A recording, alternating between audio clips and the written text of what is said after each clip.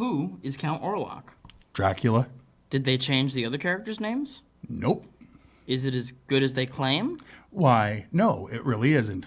All this and more on Gory Storytime. Warning. Gory Storytime is a horror movie review show by a son and his dad who thought that letting his 5-year-old watch scary movies was acceptable. If you are offended by horror or talk about blood and gore by a child, or if you don't want horror movies from the 60s through today spoiled, then there is a remote stuck in your couch cushion next to potato chip crumbs. Use it. And of course, parental discretion is advised. Why? You didn't use any. Shut up and start the show.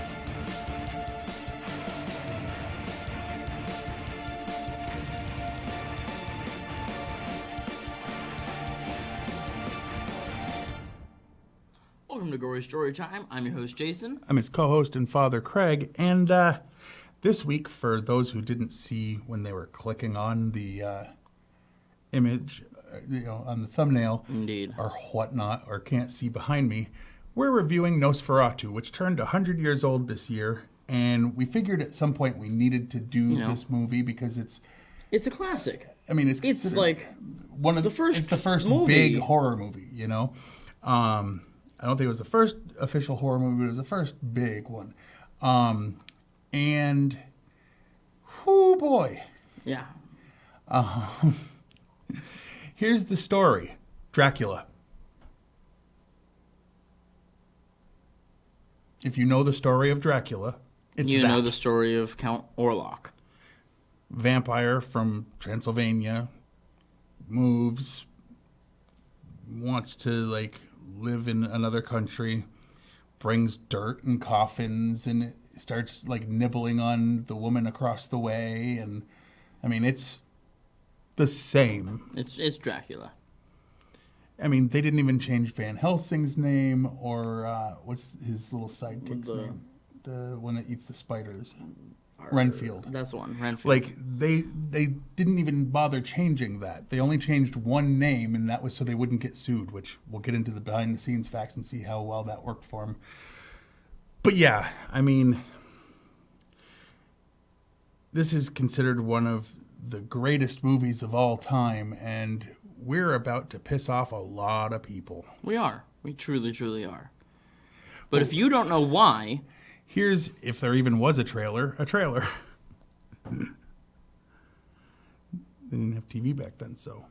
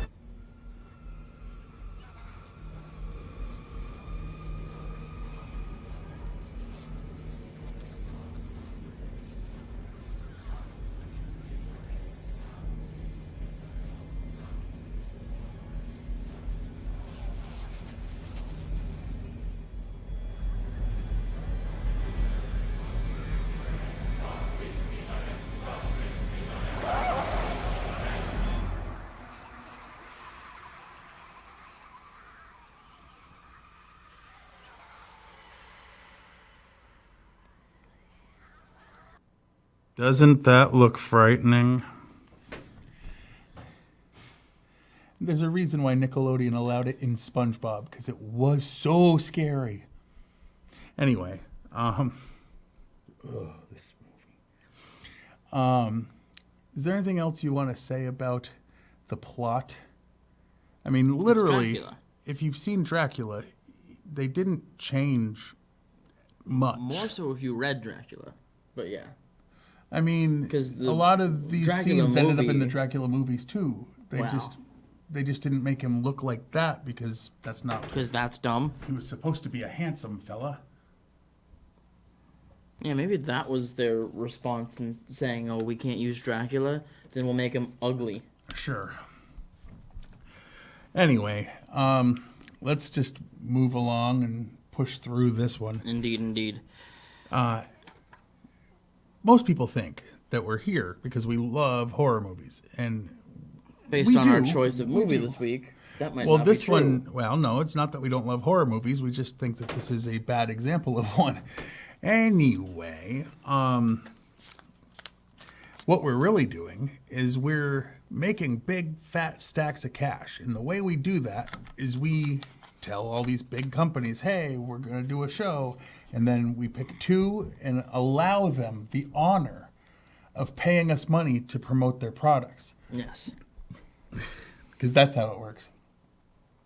35 subscribers. I'm sure they're really like banging down our door. All 35 of them are.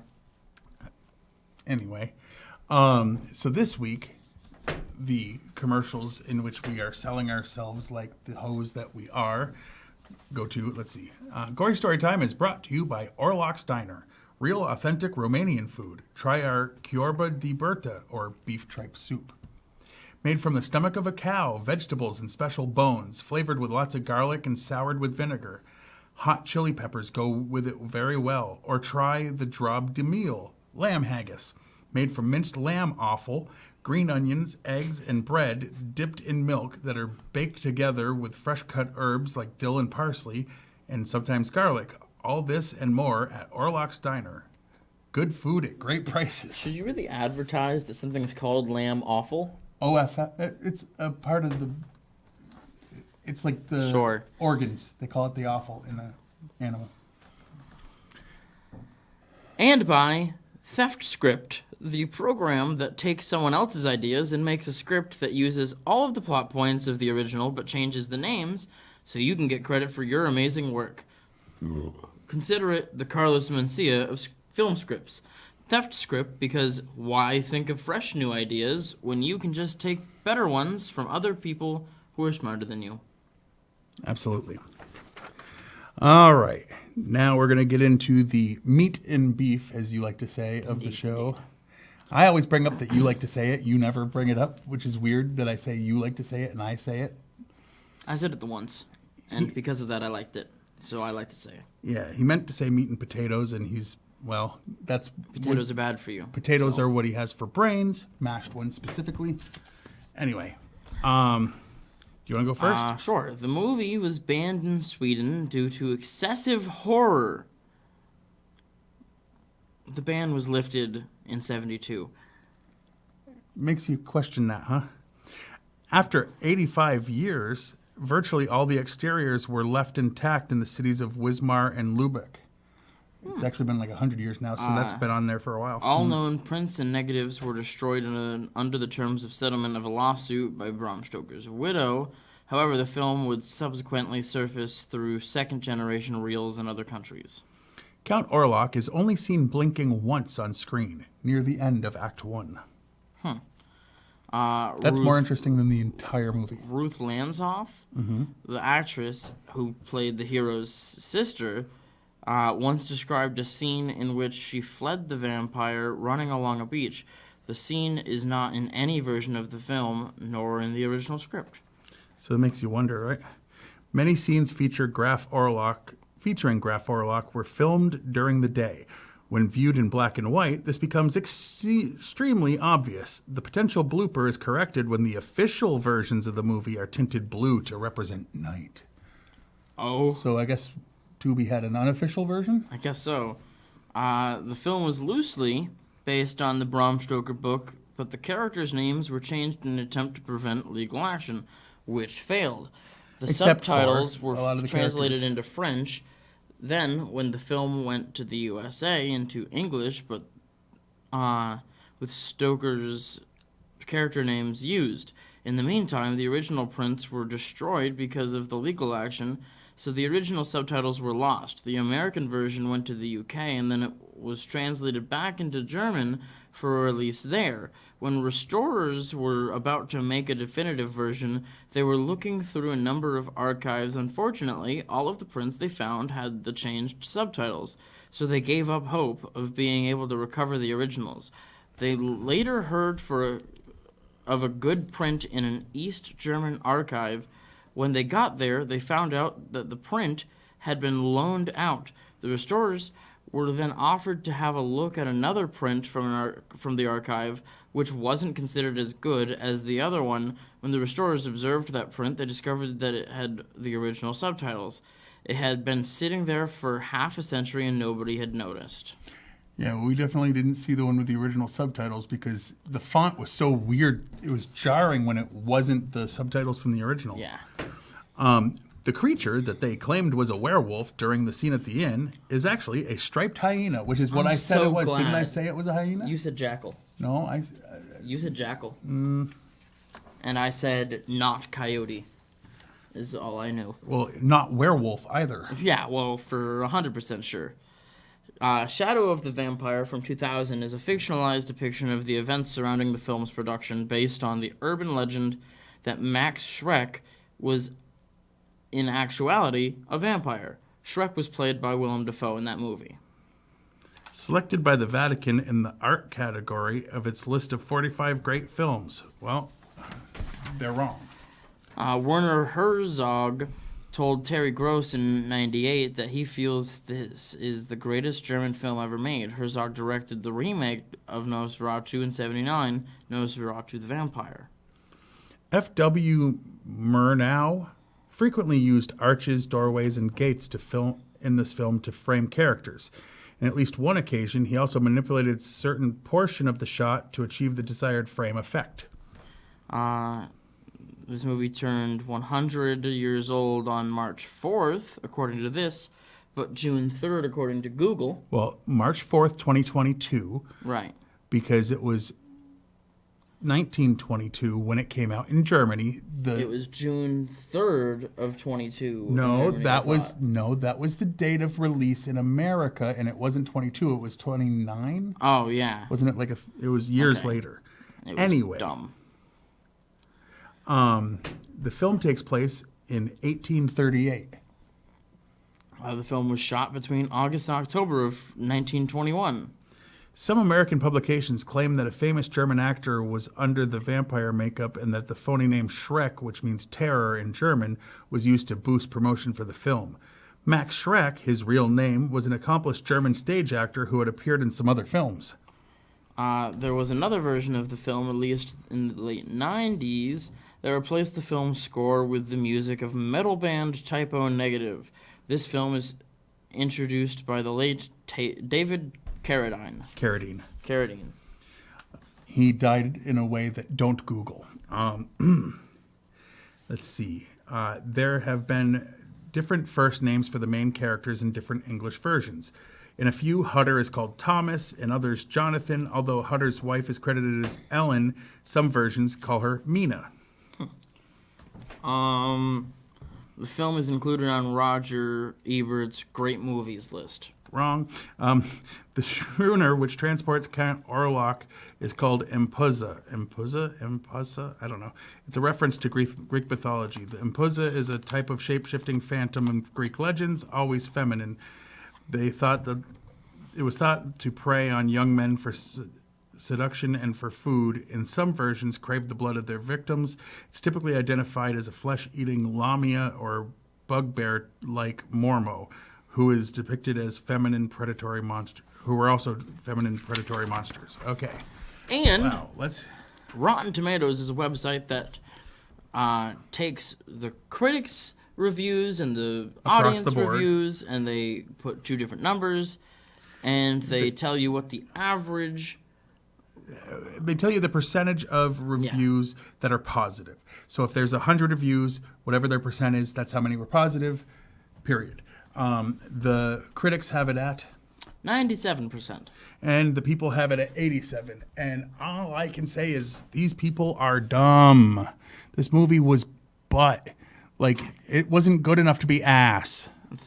I have enjoyed ass at a time or two. This is butt. It's dirty, stinky, unwashed butt. Yes.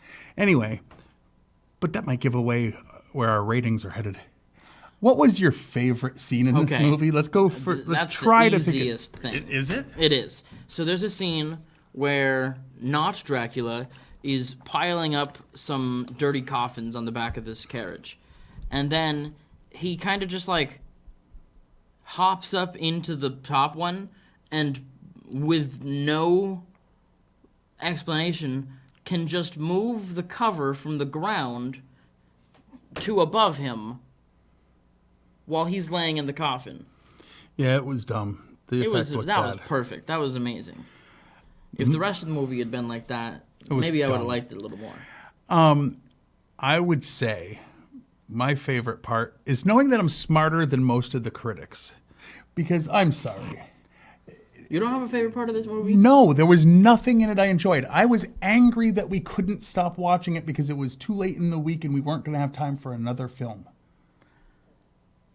Yeah. That's how bad it is to me. It was awful. It hurt my brain to try to pay attention. I was like, I would love to be on my phone right now, but they're not talking. It's a silent film and I have to look. Oh, and for a silent film, it's pretty loud. Oh, that music track that's on the Tubi version, my word. Yeah, I honestly believe that a bunch of critics liked it because they're told how great it is and they don't want to look bad. I don't mind looking bad. If you think that my hating this makes me a bad critic, I don't care. I don't care. I'm not going to pretend to like horrible things. This was bad. It was, well, lamb awful. Yeah. Anyway, what was your least favorite part? Okay, I'm probably going to just go with, it was talked about in the facts, but when they're like, oh, you mean Count Orlok? You're going to go see Count Orlok? You can't do that. He's dangerous. There's a werewolf on the way. And then they immediately cut to some horses running away from a hyena. Mm-hmm. They did. That happened. And the only thing I could possibly know from that was that it wasn't a werewolf. But they wanted me to believe it was. Yeah, that was probably the worst part of the movie. My least favorite part was probably knowing that I had to come in here and crap all over a movie because I don't like doing it. I really don't. Like, I've had people that watch that tell me, oh, it's funny when you're crapping on a movie. And it's like, yeah, but like, I'm doing this because I like it. It's more funny when we're doing it against each other. Right, when one of us loves it and the other one hates it. But this is not that. And this isn't the good bad, like Killer Tomatoes or Killer Clowns or Toxic Avenger. This is bad, bad, bad. Just watch the 40s Dracula or 30s Dracula, whatever. Like the Bela Lugosi. Like it's 29. It's better. It's better. Sure, yeah. That's the point. I don't know. It was later than this, and it was better than this. All right, on a scale of 1 to 10, what do you rate this abomination? I'm going to go with a 1 because 0 isn't between 1 and 10. Yeah, I'm doing the same. 1. Like, I will never purposely do this again. We were talking about doing a thing where we come in and, like, crack jokes over a movie, which we've done before, because it's in the public domain. We're not going to. I can't. Yeah, I don't know that I could. I won't find the humor in it. I'll just be sitting there. The whole thing will be me just going, why are we doing this to ourselves? Why do we hate us? And seeing as I don't really hate me, I'm on board with not doing that. 1 and 1 for a total of wish it was 0. Yeah. All right. We kind of burned right through that one quick. Why don't we just do the thing that we do at the end and end? There it is. So, you can watch this show on Fact TV channel 1076, Thursdays at 8:30 p.m. and Fridays at 7 p.m. You can like us on Facebook, and when I say us, I not only mean Gory Storytime, because you can, but also Fact TV, because you'll get live streams of stuff. You'll get, you can watch a lot of their stuff. Indeed. You can go to factdate.com and watch a bunch of the back episodes of this and many other pieces of entertainment that they film here in the studio. And the other dullest places. entertainment on this channel is still better than this movie. I know, because we produce most of the dullest. No. Let's see. I'm on Twitter at Craig Jakes, all one word, all lowercase. I'm at Jiggly Firm Brain. I only tweet things that he says that I find funny.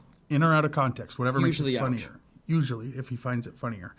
And check out my YouTube channel. I changed the name. You can find it still by saying Juggalo Jakes, but if you just type in Gory Storytime, you'll come across my show, and you'll come across Fact TV's YouTube, and just like and subscribe both. Indeed, indeed. And until next time, with hopefully a movie we can bear, I've been your host, Jason. I'm his co-host and father, Craig, And sweet dreams. That movie was fucking bad. It was